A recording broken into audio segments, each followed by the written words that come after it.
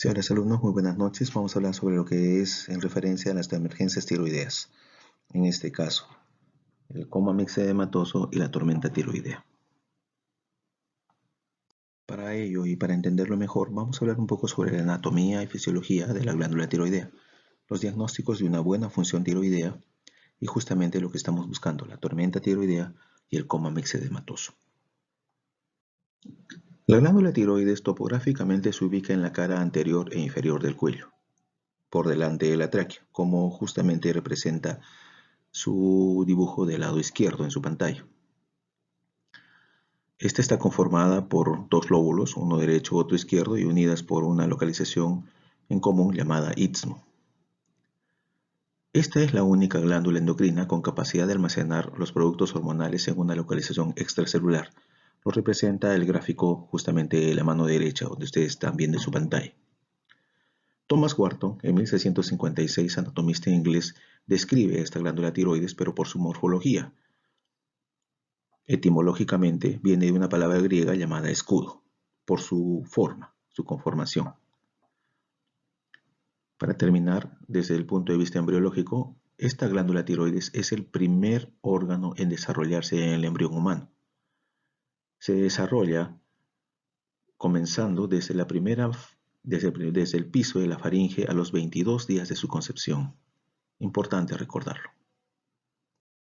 Este cuadro representa desde el punto de vista fisiológico cómo es que funciona nuestra glándula tiroides. Ella, por un estímulo justamente del hipotálamo, libera una hormona reguladora de la tiroides que es la que estimula a la glándula hipofisiaria, motivo por el cual ella va a liberar una hormona estimulante de la tiroides que va a actuar sobre la glándula tiroides. Y esta glándula en sí va a liberar una forma inactiva llamada T4 o tetraiodotironina para que periféricamente ésta se active y conformar la T3 triiodotironina. Una vez más, acá hablamos del hipotálamo, que forma justamente la hormona reguladora, que tiene una función sobre la glándula pituitaria, liberando la hormona estimulante de la tiroides, y esta sobre la tiroides va, valga la redundancia, va a conformar la producción de T4 o tetraiodotironina y liberarla para que periféricamente se active en la forma de triiodotironina.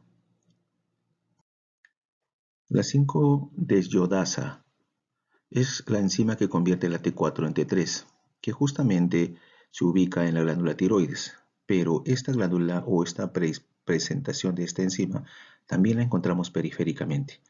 Y lo que quiero demostrar con este gráfico es que esta desyodasa la encontramos en un 80% en el hígado, en el riñón y en el músculo esquelético.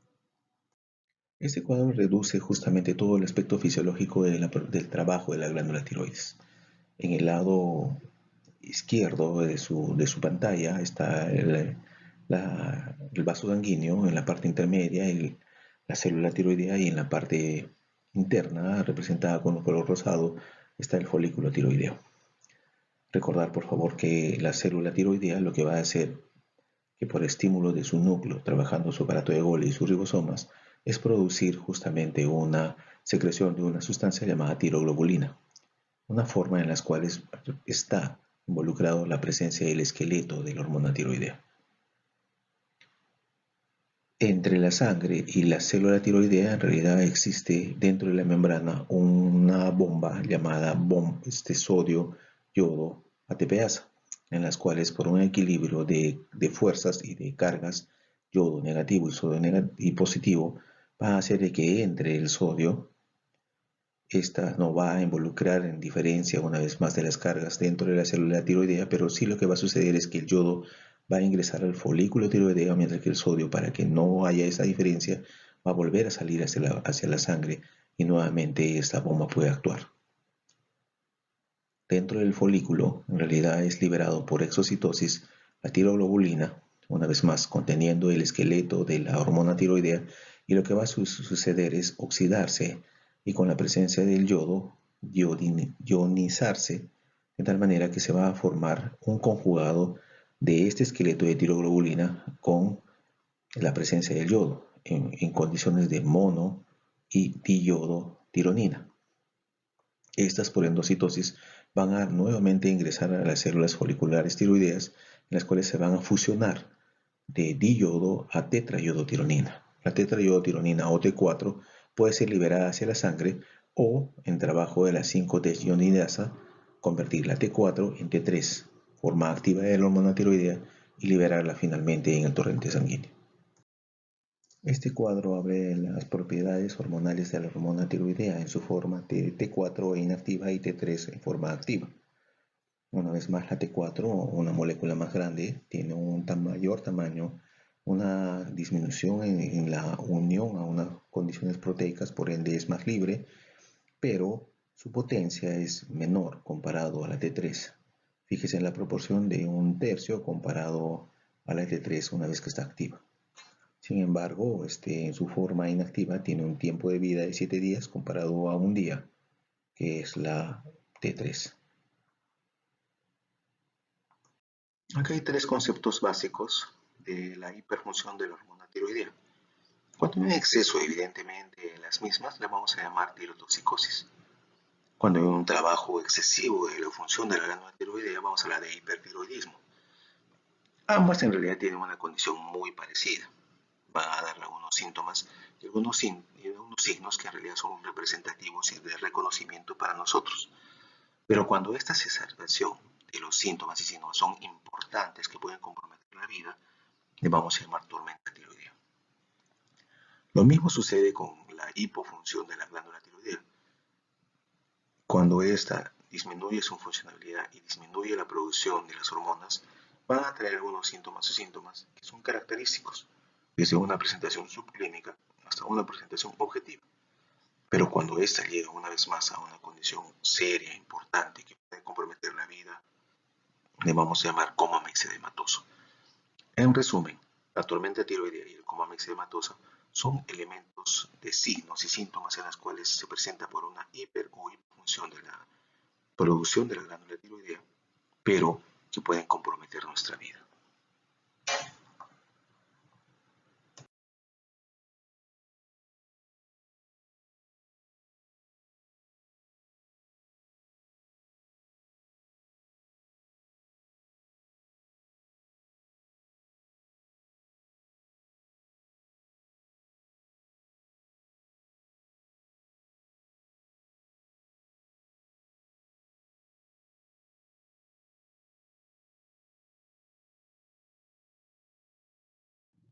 Hablemos de la epidemiología de la tirotoxicosis. Quiero reiterar que aquí la principal característica de esta presentación está muy relacionada a una enfermedad que ustedes alguna vez han escuchado, que es la enfermedad de Graves. Ella representa el 60 a 70% de todas las presentaciones de la tirotoxicosis. Su principal característica es que se presenta entre los 30 y 40 años de edad, a diferencia del bocio multinodular y del adenoma tóxico, que son a más edad, entre los 40 y 50 años. Esta es una representación de los trastornos asociados a hipertiroidismo. Clásicamente podemos encontrar una hiperproducción de las hormonas T4 y T3, pero con un TSH disminuido. Y aquí está su mayor representante, la enfermedad de Graves. Pero también puede haber una condición en las cuales podemos tener una T4 y una T3 elevada, pero con una TSH importante. En este caso puede haber una condición de una tiroiditis, ya sea subaguda, silente o la producción o presentación asociada a fármacos. Tener un poco en cuenta esta diferencia. Sin embargo, la hipofunción de la glándula tiroides, reconocida como hipotiroidismo, la representa en tres formas. El hipotiroidismo primario, en las cuales la tiroiditis, la inflamación de la tiroides, con su mayor representante, la tiroiditis de Hashimoto. Las postquirúrgicas, la tiroidectomía total o subtotal asociadas a enfermedades de Graves o bocios multinodulares, o la exposición a radioiodos, son las principales características de esta condición primaria del hipotiroidismo. El hipotiroidismo secundario o hipoficiario justamente viene en este nivel. Una alteración al nivel de la hipófisis, ya sea por una condición congénita o un adenoma hipoficiario hipofuncionante o neoplasias o radiaciones a este nivel, ¿no? Van a condicionar justamente la disminución del estimulante de la hormona tiroidea y por ende la hipofunción de la glándula tiroides. Tenemos una condición final llamada hipotiroidismo terciario o hipotalámico, De igual manera, las condiciones congénicas, cirugías, radioterapia o infiltraciones tumorales son las principales características de esta condición. Una vez más, a la falta de estímulo, todo en cadena va a condicionar la hipofunción. Hablaremos un poco del diagnóstico. Algunos análisis pueden presentar algunas alteraciones con respecto a la hipo o hiperfunción de la glándula tiroides. El hemograma, donde podemos encontrar una eritropenia, leucopenia e inclusive esta prequitopenia, relacionadas a la hipofunción principalmente. Una tendencia a una hemoglobina baja, en una velocidad de sedimentación incrementada para ambos casos, un perfil lipídico donde se ve una alteración en el colesterol total y un HDL bajo, en el caso del hipotiroidismo, y la elevación de las enzimas cardíacas relacionadas, de las enzimas hepáticas relacionadas en una hipofunción tiroidea. Pero la principal forma de diagnosticar una condición laboratorial de un hiper o hipertiroidismo es el dotaje del TSH, del T4 y el T3 libre. Para hablar un poco sobre el hipertiroidismo, el TSH, la hormona estimulante de la tiroides, va a estar predominantemente disminuida, para los cuales si se relaciona en T4 libre y T3 libre, esté aumentado, estamos hablando de un hipertiroidismo clásico. Pero puede suceder también que hay un TSH disminuido y un T4 y un T3 normales, para los cuales se está definiéndose como un hipotiroidismo subclínico. Hacer entender, por favor, que esa es la primera presentación, para los cuales meses posteriores, si no le damos tratamiento, se va a convertir en un hipertiroidismo clásico, T4, T3 incrementados y un TSH disminuido. Con respecto al hipotiroidismo, evidentemente vamos a tener alteraciones en el TSH, pero aquí sí podemos notar una pequeña diferencia adicional. El clásico es encontrar un TSH bajo y un T4 y T3 incrementados, lo que nosotros conocemos como un hipotiroidismo primario. Pero si este TSH está bajo, un T4 y T3 bajos y un TRH evidentemente será incrementado, estamos hablando de un hipotiroidismo central o hipotalámico. Es prudente hacer notar que en el caso de los hipotiroidismos, anticuerpos antitiroglobulina, los anticuerpos antimicrosomales y los anticuerpos antireceptores de TSH son importantes también considerarlos. Esto simplemente para diferenciar en un hipotiroidismo primario o un hipotiroidismo secundario. No olvidemos que en la evaluación clínica nosotros tenemos un examen semiológico en el cual podemos encontrar si hay un crecimiento de la hormona tiroidea. Y si no lo podemos hacer una evaluación de imagen, para los cuales la ecografía tiroidea nos da las características de las mismas. Este cuadro representa cómo se ve una tiroides incrementada de volumen que es sometida al Doppler.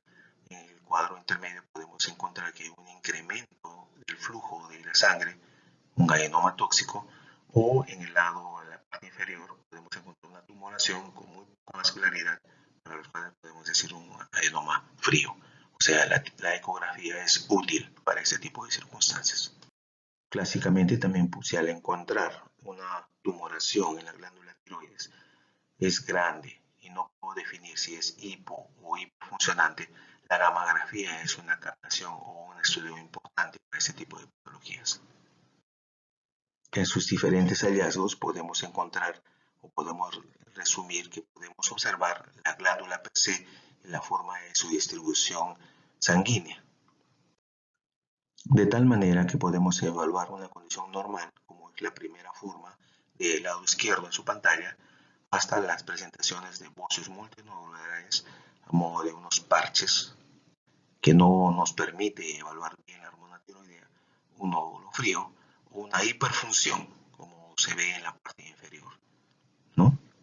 O también en la parte inferior del lado izquierdo, del lado derecho, donde se ve un nódulo caliente, donde enciende, como sigue trabajando a pesar de que el resto de la glándula no se pueda objetar. Entonces hablemos sobre la tormenta tiroidea. La tormenta tiroidea es una de las expresiones máximas de la tirotoxicosis. Es una expresión exacerbada de síntomas y síntomas que pueden llevar potencialmente a la muerte. Sus principales características en realidad es la taquicardia, la presentación de fiebre, las alteraciones del sistema nervioso y alteraciones cardiovasculares, que son las manifestaciones clínicas más importantes de esa tormenta. Recordar, por favor, que la enfermedad de Graves es una de las patologías más comunes que nos pueden llevar justamente a esta tormenta tiroidea, al ser la principal presentación de la tirotoxicosis. Epidemiológicamente es una condición rara, el 1% de todas las presentaciones del hipertiroidismo. Como les había comentado, tiene mucha relación con el sexo femenino en una proporción de 3 a 6 sobre 1. Y la mortalidad, si es que no la tratamos, puede llegar hasta el 100%, pero si la controlamos y la detectamos tempranamente, puede llegar entre un 10 al 30%. Recuerden, por favor, que la tríada es compromiso neurológico, taquicardia y fiebre, pero los criterios diagnósticos de Bartsch y Wartowski hablan desde 1993 una prevalencia de una condición de sospecha desde alto a bajo grado. Este cuadro trata de presentar una vez más la temperatura, los signos cardiovasculares, el compromiso del sistema nervioso central, pero pudiendo haber también otras condiciones como el sistema gastrointestinal. Hablaremos un poquito más adelante de ello. Este es el cuadro del criterio de diagnóstico de Bartsch y Wartowski. Acá se aplica un puntaje en las cuales cuanto más alto o por encima de 45 ya estamos hablando de una crisis tiroidea. O sea, considerar que hay una presentación tiroidea de la misma. Mientras si estamos entre 25 y 44, podemos sospecharlo, mientras que por debajo de 25 puntos no es una crisis tiroidea. Si se dan cuenta, estos criterios arrojan la temperatura, la alteración del sistema nervioso central, los síntomas gastrointestinales, la taquicardia, la asociación de falla cardíaca, la asociación de arritmias y la historia sugestiva de una enfermedad tiroidea. Pero una vez que nos presentamos con una tormenta tiroidea, el tratamiento aquí es ciertamente complejo. Por favor, sobre la mnemotécnica, lo que tenemos que hacer es 4 pasos. Primero, bloquear la síntesis de la hormona tiroidea. Segundo, bloquear la conversión de esa hormona ya sintetizada y libre, que se quede en T4 y no convertirse en T3 para que no haya una respuesta. La tercera vendría a ser una medida de soporte. Recuerden por favor que la presentación inicial es taquicardia, fiebre y alteraciones cardiovasculares que pueden llevarme inclusive a una falla cardíaca. El soporte estará en controlar esa coyuntura. Y la cuarta, en el tratamiento de una tormenta tiroidea, es tratar la causa precipitante. Dentro de la terapia del control tiroideo estamos usando justamente las tionamidas, donde podemos usar el metimazol o el propiltiogracilo, o medicamentos yodados como el ácido iopaminoico, el yoduro potásico y la solución de Lugol. En personas que no tenemos o no contamos con la misma, podemos utilizar también carbonato de litio, buena alternativa para pacientes que no podemos contar con los medicamentos anteriormente mencionados. En el segundo paso sería también bloquear la conversión de 4 y T3. Aquí lo que quiero rescatar es el uso de los beta bloqueantes y los corticosteroides. Para mejorar el aclaramiento de la hormona tiroidea, podemos utilizar algunos bloqueantes gastrointestinales si es que estoy tomando la pastilla tiroidea o un aclaramiento sanguíneo con el tema de hemodiálisis o hemoperfusión. Este tercer paso está relacionado justamente con una sobredosis de una hormona tiroidea. En el cuarto paso estamos hablando de medidas de soporte que si hace fiebre podemos usar antipiréticos.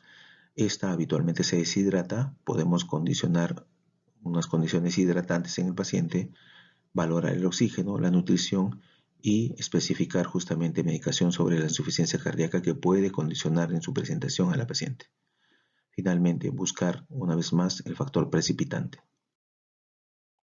Este es un cuadro en el cual se habla justamente sobre las drogas y su mecanismo de acción. La disminución, justamente la liberación de las hormonas tiroideas, las tenemos en las tionamidas. Justamente estas, ya sea el propiltiogracilo o el metimazol, en las dosis que estoy presentando aquí, son ideales. Las damos todo un lapso de entre 15 a un mes, en las cuales gradualmente vamos a notar que la producción de hormonas tiroideas y su manifestación clínica gradualmente se van a ir compensando. Pero no solamente queda ahí, tenemos que inhibir justamente a las hormonas ya producidas. Por esa misma razón, podemos utilizar los corticoides y podemos también utilizar el propanolol como beta bloqueante, en las cuales reducen específicamente la presentación o la respuesta que tiene la hormona tiroidea con respecto a la condición general.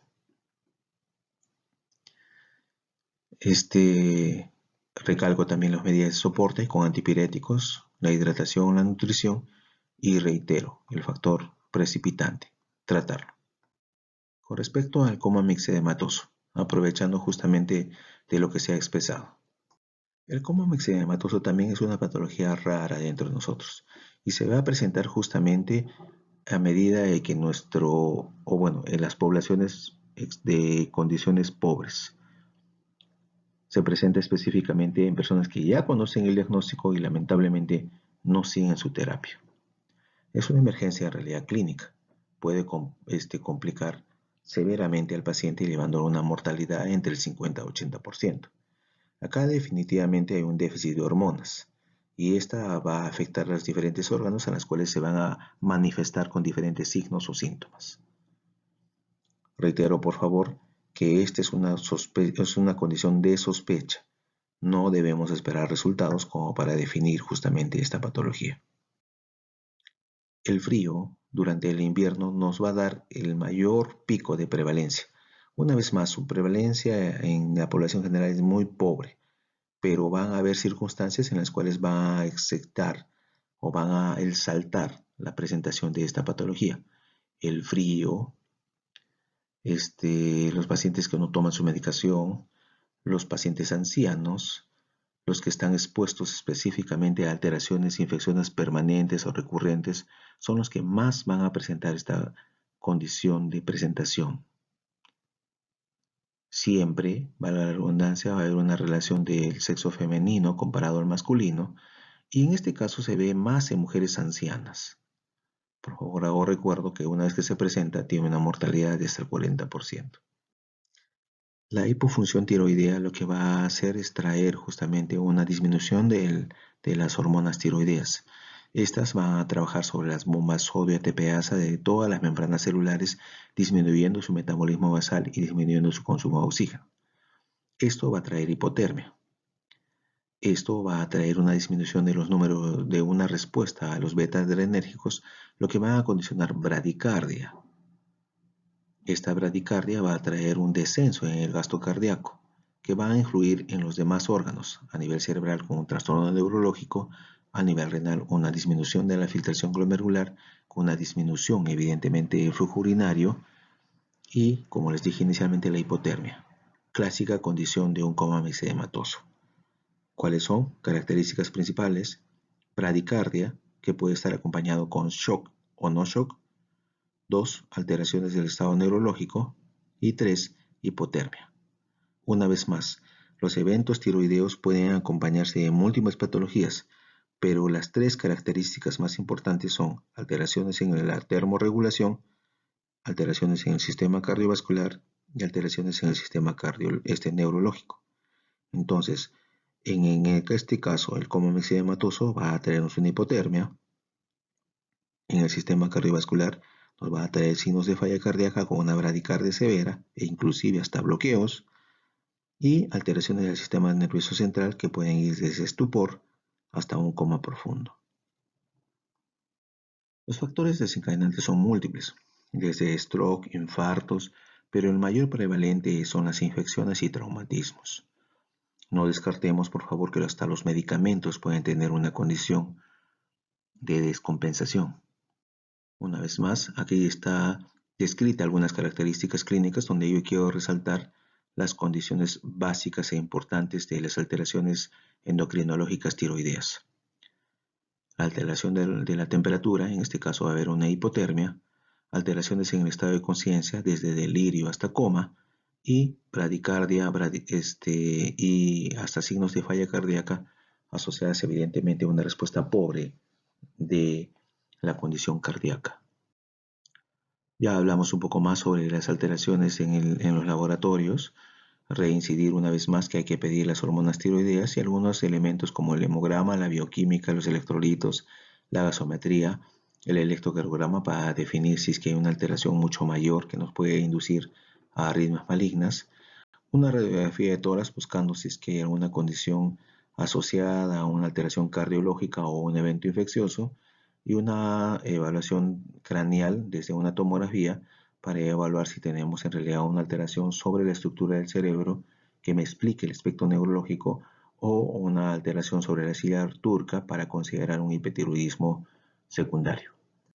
El tratamiento está a reponer básicamente la hormona, lo que nosotros llamamos terapia de reemplazo hormonal.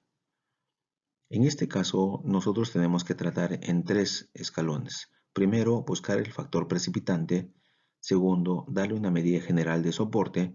Y tercero, el tratamiento específico. Con respecto a los factores precipitantes, en realidad tenemos que buscar si hay, una vez más, elementos infecciosos, traumáticos, inflamatorios, como un infarto o una pancreatitis, que me está predisponiendo a la condición de este deterioro. Las medidas generales, como les estaba comentando, si viene un paciente con dificultad respiratoria, lo monitorizaremos y le daremos soporte de oxígeno. A la hipotensión le daremos fluidoterapia y lo sostendremos con corticoides y vasopresores. A la hipotermia, dándole medidas de control de la temperatura, en este caso exógenas. Si hay alteraciones específicamente en los electrolitos y en la glucosa, sostenerla de tal manera de que haya una condición de control y agregar una vez más que la mayoría de los comas mixedematosos se acompañan específicamente con una alteración adicional, que es justamente la insuficiencia adrenal. Por esa misma razón, la administración de corticoides es básico aquí.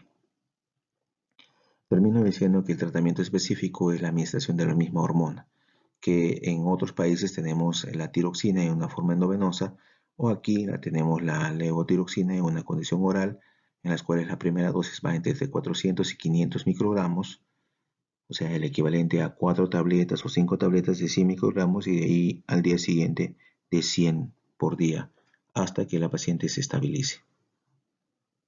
Ojalá se haya sido una condición agradable para ustedes. Una vez más, me pongo a su disposición. Es una patología relativamente entendible, común, dentro de las patologías reconocibles, pero rara, gracias a Dios, a la forma como en las cuales el mundo ha podido controlar su condición de presentación. Una vez más, muy buenas noches.